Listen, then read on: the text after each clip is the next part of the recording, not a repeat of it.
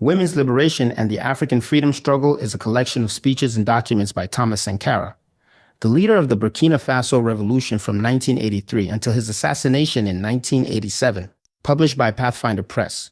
The pamphlet serves as a testament to the central role Sankara assigned to the emancipation of women within the broader context of the African anti-imperialist and class struggles.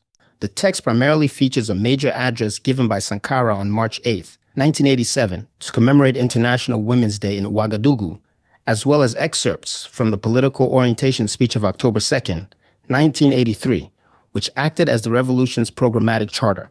Through these texts, the book outlines a revolutionary framework that views the liberation of women not as an act of charity or a secondary issue, but as a fundamental necessity for the triumph of the revolution itself.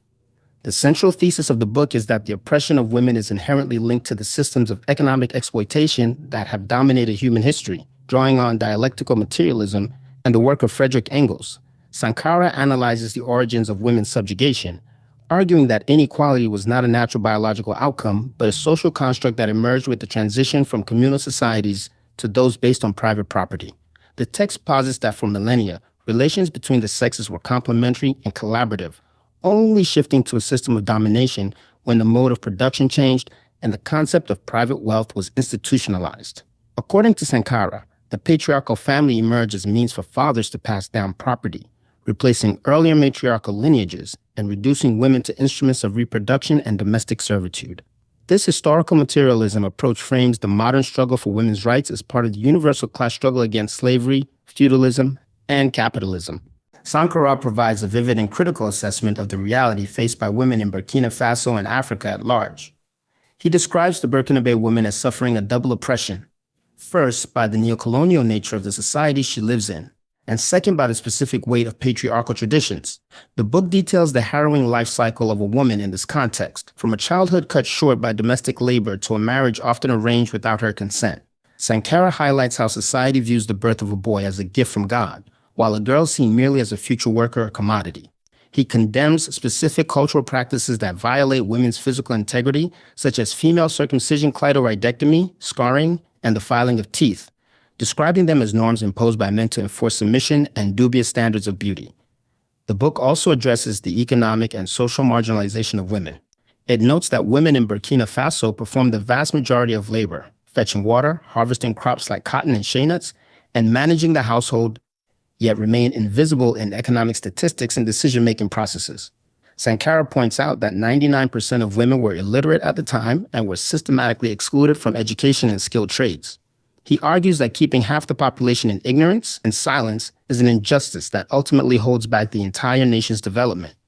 Furthermore, the text critiques the urban, petty bourgeois illusion of liberation, where women might be economically better off but remain culturally objectified or relegated to decorating bourgeois parlors. He is equally critical of prostitution, which he analyzes not as individual moral failing, but as a structural symptom of a society defined by exploitation and the commodification of human beings. To combat these injustices, the book outlines the revolution's strategy for genuine emancipation.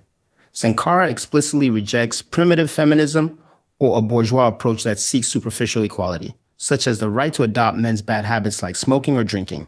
Instead, genuine emancipation is defined as entrusting women with responsibility, involving them in productive activity, and ensuring they have the power to make decisions alongside men. The text highlights the creation of the Women's Union of Burkina UFB as a critical tool for mobilizing women to fight for their own rights rather than waiting for them to be granted. The revolution committed to specific government actions, such as literacy campaigns, the construction of water infrastructure to reduce women's labor burdens, and the enforcement of equal pay for equal work. A significant portion of the book is dedicated to addressing the behavior of men, whom Sankara urges to shed their feudal and reactionary attitudes. He challenges men to see housework and child rearing as shared responsibilities and critiques those who claim to be revolutionaries in public but remain tyrants in their private lives. He argues that a man who oppresses a woman oppresses himself, and that the new society cannot be built if the revolutionary comrade at work returns home to a demobilizing environment of inequality. The text serves as a call to action for men to respect women as equal partners and for women to seize their freedom, asserting that emancipation, like freedom, is not granted but conquered. Ultimately, the book presents a vision of a society where the weight of centuries-old traditions is lifted, allowing women to realize their full human potential as a prerequisite for the liberation of all people.